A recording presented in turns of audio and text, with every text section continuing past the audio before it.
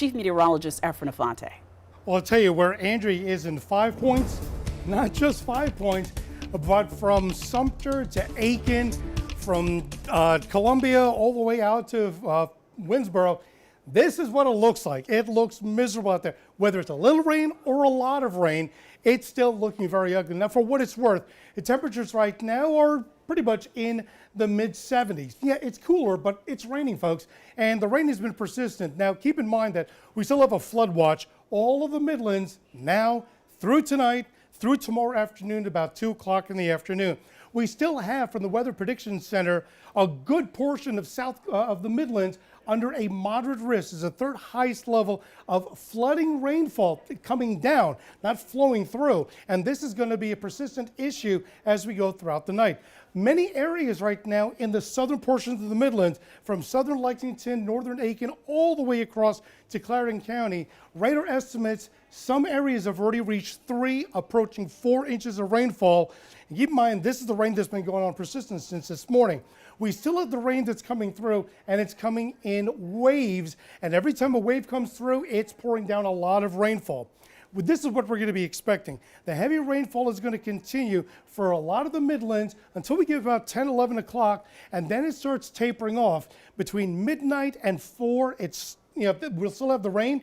And then by the time we get to daybreak, it'll be mostly cloudy, but by the afternoon, the skies clear out.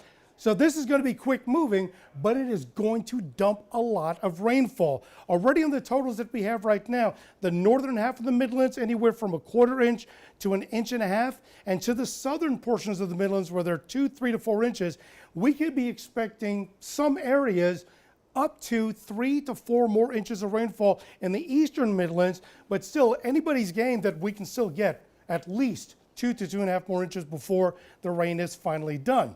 Now, it's still pouring right now in many Midland communities, but there's only one other problem.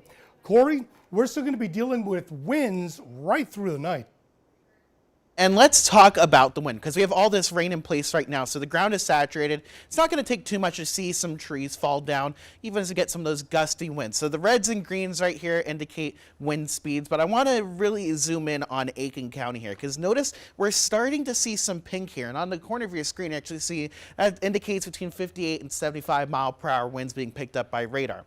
Now this is pretty far from the radar site, which is at the airport here in Columbia, so this is well off the ground, but this is indicating that we're at least seeing some stronger winds aloft being moved into the area as Idalia starts to work towards the east. So I would expect winds at the surface to also reflect that. We can see that in the current surface wind gusts that we've seen across the Midlands, and it's a little bit on the higher side as you head out towards the west.